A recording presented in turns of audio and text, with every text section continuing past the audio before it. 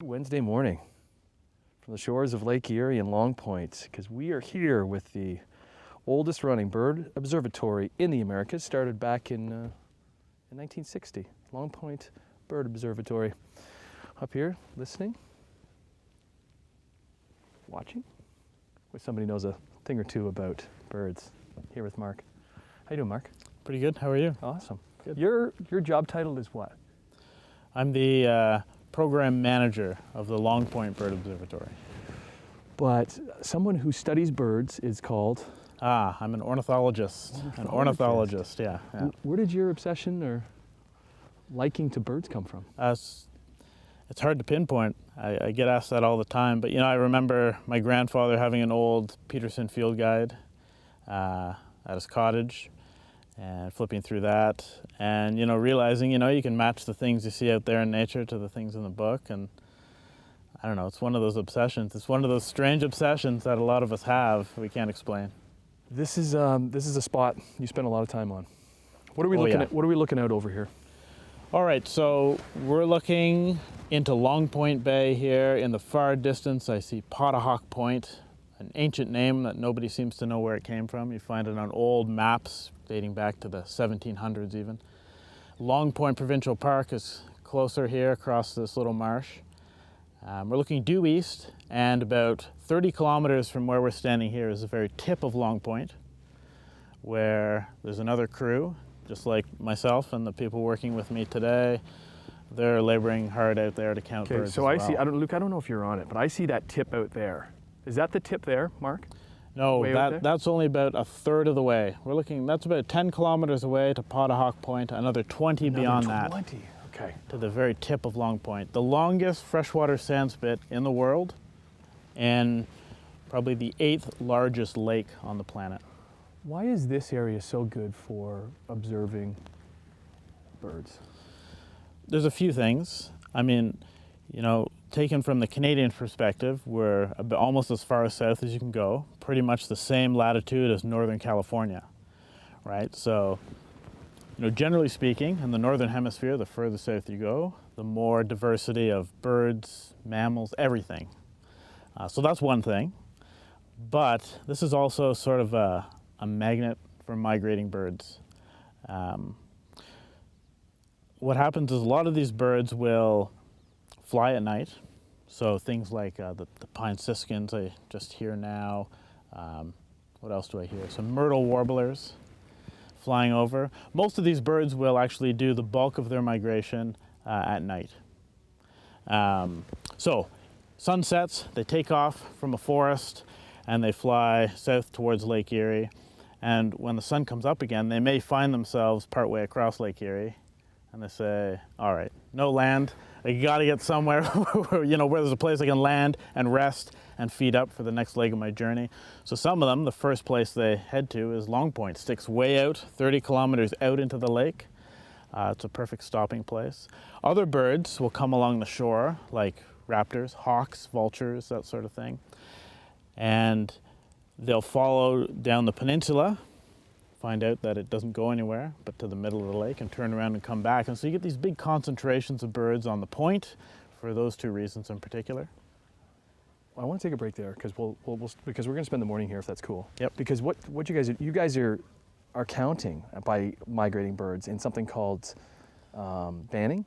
Yeah, so this is migration monitoring. Okay. It's a scientific method that was pioneered right here at Long Point. And the idea is we can learn about bird populations of birds that live in the far north. As they migrate through our area, we count them. Okay. Well, let's take a break and we'll do some of that. And maybe we can ban a couple birds and then we'll release birds. You and betcha. Then we'll see where they go. Back here, Long Point Bird Observatory. Good morning and welcome back to the Long Point Bird Observatory. We're getting into the process of banding, but first you got to capture them. Back here with Mark. And who do you got here, Mark? This is a Swainson's thrush. This is a tropical thrush that migrates to Canada for the summer. Breeds mostly in the boreal forest, although there's some in this part of southern Ontario too. And once it's done breeding, it heads south again. And it's going all the way to Colombia, or Ecuador even. Is he traveling by himself? Yep, and this is actually this particular individual's very first migration. This one hatched this spring, I think. So we'll confirm that in the lab a little bit later. Okay, because it has a band on it. It has a band on it. This is a bird we may have encountered before. Right. We'll double check that when we get it back in the lab. Okay. Could we give that to Leanne? Because we have a couple other guys here too. Yeah, we'll pass this on to... So the process of catching all these, are we getting to the end of it here, Mark? Well, for some species, like Swainson's thrush, yeah, this is probably the last Swainson's thrush we'll see until spring. I'll give that to you, Leanne.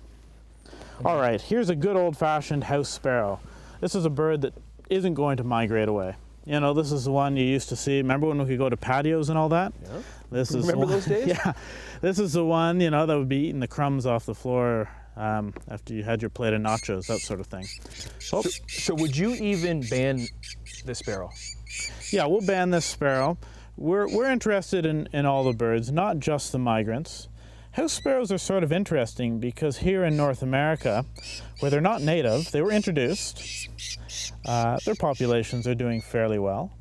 But back in their native Europe and Western Asia, they're not doing so hot there at all, in fact. So their populations are actually declining, and quite dramatically in some cases. So it's sort of interesting. Here where they, in theory, don't belong, they're doing just fine. But back home, where you'd expect to find them, they're not doing so great at all.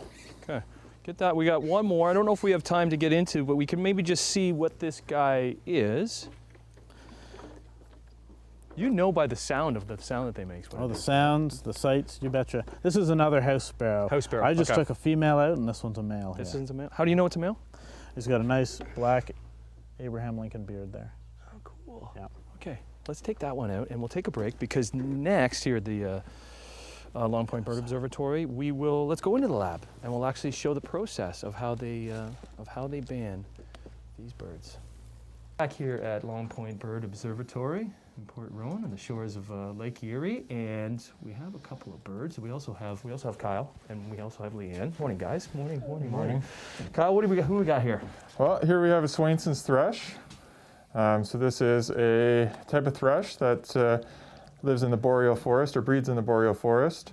And this is a bit of a late migrant now, which is quite special. So he'll be moving down, flying down throughout the States and into South America even. So he's got quite a journey ahead of him. So can you show the band?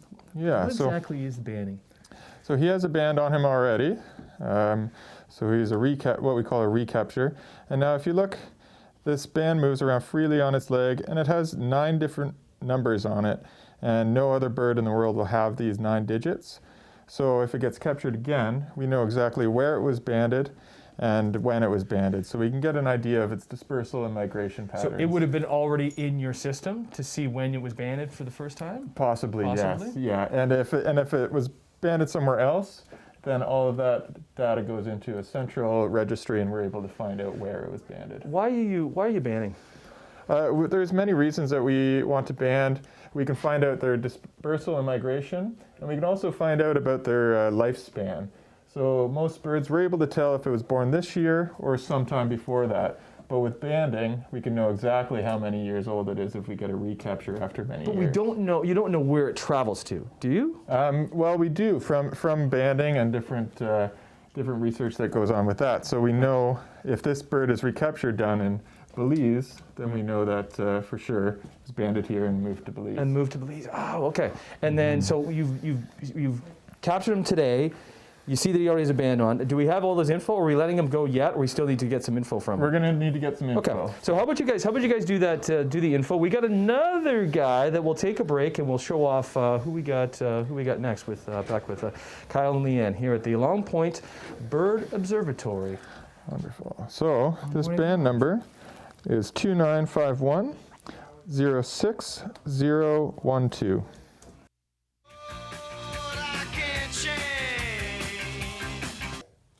There you go, little buddy. Welcome back to Long Point Bird Observatory. So we're just kind of showing the whole process of banding birds, and then we just released that one. What was that one, Leanne, that you just released? That was a Swainson's thrush. Swainson's thrush. So where is it off to? Thrush? Yeah. Where do you think it's off to? Heading off to South America. South America. A little bit of a late start for that species. Okay. Good to see you, Leanne. You have something exciting in there. What do you have there? Yes, we have a northern saw-whet owl that we caught early this morning. No way. Okay. So you might hear the beak snapping. That's sort of an intimidation tactic that they use. Hi, buddy. Hi. It's a little bit grumpy. Is it? Because do we know like stress levels when it comes to birds and like banning and all that type of stuff?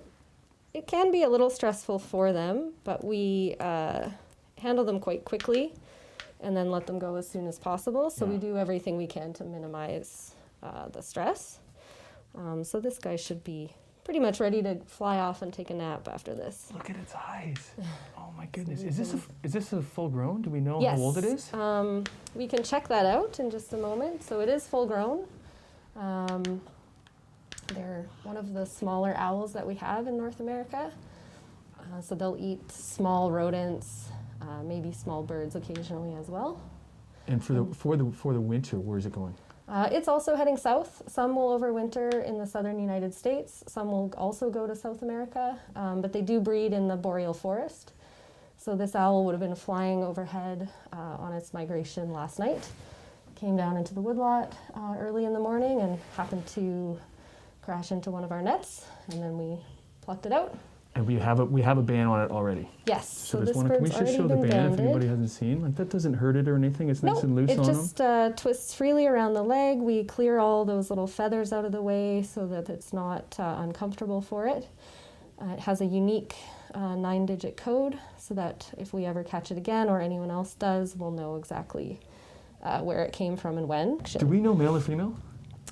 So to do that, we use a combination of the length of the wing and the mass or the weight of the bird. Did you see? Yeah, so with respect to the bird's age, here we look at these flight feathers and we look at the amount of wear and the color. On this bird, they're all pretty much the same shade of brown. And so that tells us that this was a bird born earlier this spring. So we call that a hatchier bird. So this will be its first migration. Exciting little buddy. And then when we measure the wing, I can say that it's 138 millimeters long. And then when I combine that with the mass, Yeah. so we sort of plunk them upside down in this little juice container onto the scale. Sometimes they don't like that. They do nest. They do nest in cavities. So unlike most birds, they're pretty good at backing up because they nest in holes in trees. So this bird weighs 88.7 grams. And so if I just go back to our data here. To know what if it's male or female. Yeah, so it was 138 wing, and it was about 90 grams in the morning. It's lost a little bit of weight. It'll gain weight again tonight when it eats. So we have a little chart that we'll look up that will tell us if it's male or female. Cool. But I'm pretty sure this one at that weight will end up being a female. Female. Yeah. Right on. Can we let her go? We sure can. We bring her right here. Okay. Yeah. So normally we'll just release them outside so they can take some time to get their bearings Right. and adjust to the light, since they do prefer the dark. Awesome. So Leanne, thanks so much actually for having just- us. Long Point Bird Observatory, the Just longest let me running know when- observatory in the Americas. There There it you go, goes. little buddy.